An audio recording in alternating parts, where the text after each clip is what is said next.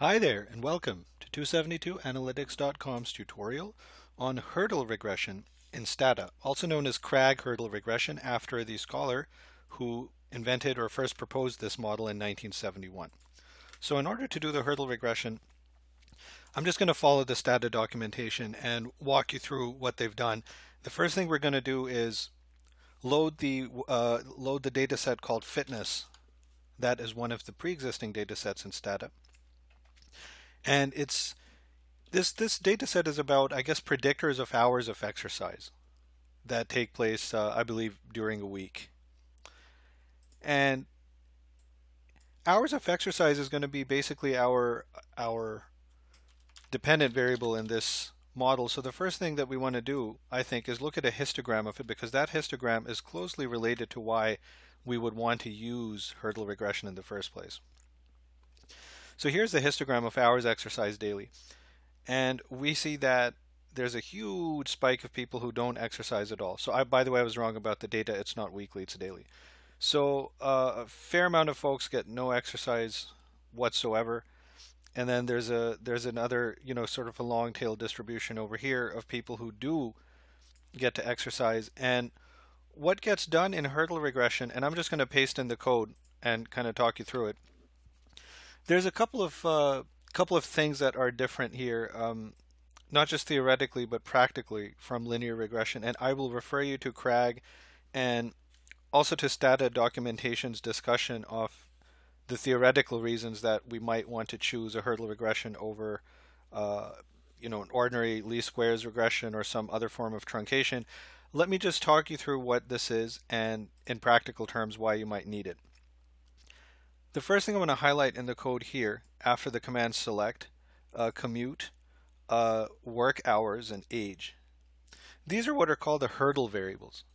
So what's a hurdle variable? I think the easiest way to conceptualize it is, the words, it's right there in the title for your hurdle variable. You have to jump over some things in order to start.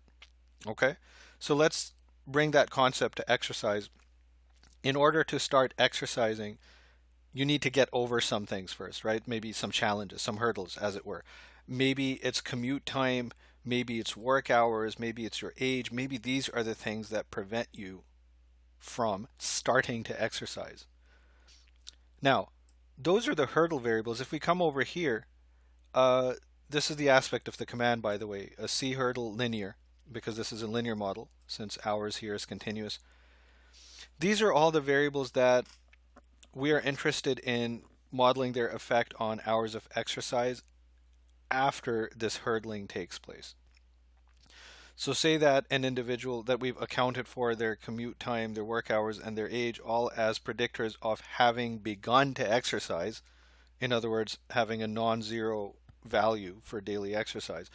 After that, we have this sort of second stage model of predicting how many actual hours they exercise based on these variables that we specified: age, their smoking status, their relationship status, and I think this is probably distance from fitness facility or whatever. I's have been put here because these are categorical variables, and when we put I here, this will kind of break it out so that the coefficients will speak to smoking and being single.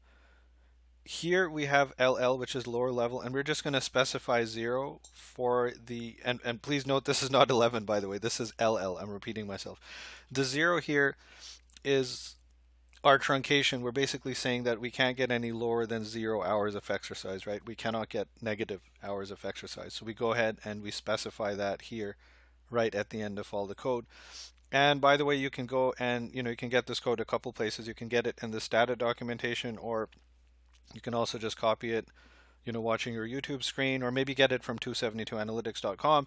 There's no substitute for actually entering the code in yourself and getting results and then tinkering around to figure out what you're doing. So let's enter that. It's going to take us a little while, but we have generated our model. We see that it is significant over here. And we have these two kind of stages over here that we're interested in for practical purposes. We want to look at the hurdle variables, and we see that having a commute lowers the hours of exercise, being older lowers the hours of exercise. Or can I rephrase that? Not lowers the hours of exercise, it's more lowers the chances of beginning to exercise in the first place, which is not quite the same thing. So remember how we talked about the concept of the hurdle variable being the thing that you have to get over in order to begin something, in order to get a positive value of something.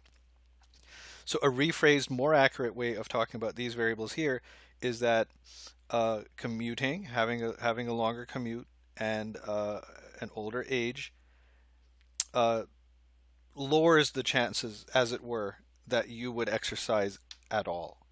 Okay. So once you've considered that, then you move over to this aspect of the model, which predicts how all of these variables influence your actual hours of exercise themselves. And we see that we have coefficients here that we do not necessarily want to interpret. What's recommended here is to use the margins command, comma dy dx, and here in the parentheses I've just put underscore all so that we can get marginal effects of all the variables. These are the coefficients that are going to be more familiar to you from regression. They're more easy to interpret in terms of their effect on the dependent variable. It's going to take a minute to run it. As soon as that's done, we're going to see them and I'll talk you through them. Okay, here we go. So here, for example, we see that being single is associated with an extra, about 0.39 hours of exercise per day. We see that smoking is associated with 0.36 hours less of exercise per day. There's a negative effect of distance traveled. There's a negative effect of age. With each year of age here, because age is continuous, unlike smoking and being single, for every added year of age, an individual exercises 0.02 hours less per day, and so forth. So that's how you interpret, these coefficients act more like regression coefficients that people are more familiar with, and they all have p-values here. And we see that everything is significant except work hours. And if you go ahead and you compare these marginal coefficients here with what we got in the raw model, you'll see that they're different. You'll see that the directionality is not different. What was negative here is negative here, and what was positive here is also positive here, but you can't really interpret these for practical purposes, and so you will need to interpret them by issuing this command here. And I prefer just to do, underscore all, so I can get all of the variables in there. It could be that there's just one variable in which you're interested, and if so, you would just replace underscore all with the name of the variable that you're interested in, or the names. And finally, as you might know, after every margins command in Stata, you can create a margins plot just by typing it in. And that will just give you a quick overview of the effects. And so you can kind of see, for example, that being single is associated with way more daily exercise. Being smoking exerts pretty marked negative effect on the number of hours that one exercises, and so forth for the other variables.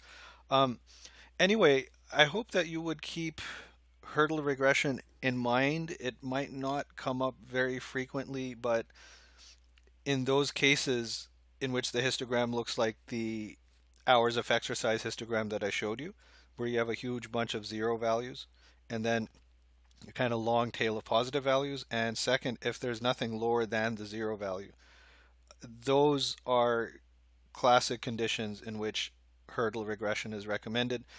There are some other alternatives to it, and we will talk about those, but hurdle regression is widely recommended under those circumstances. And the very last thing that you want to do, for technical reasons but nonetheless profound reasons, is not to use a linear regression or some form of manual truncation when hurdle regression is available to you instead. I hope this tutorial was helpful to you, and I would like to invite you to visit 272analytics.com for access to all our free statistics tutorials in Stata, SPSS, R, eViews, and Minitab. Here at 272analytics.com, we provide data consulting primarily to graduate students. Therefore, we work very closely with you in order to perfect your Chapter 3 and Chapter 4.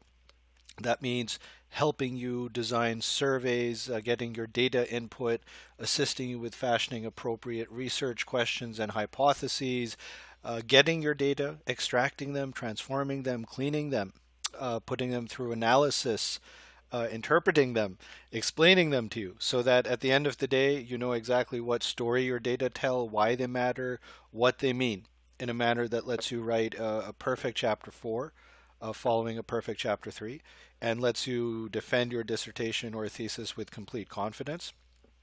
We provide ethical consulting. It's not a writing service, so you will be responsible for taking our blueprint, our assistance, our consulting, and transforming them into an appropriate academic project for yourself. I'd also like to remind you that we provide the same services to undergraduate students who are working with quantitatively oriented assignments. Thank you so much for listening and have a great day.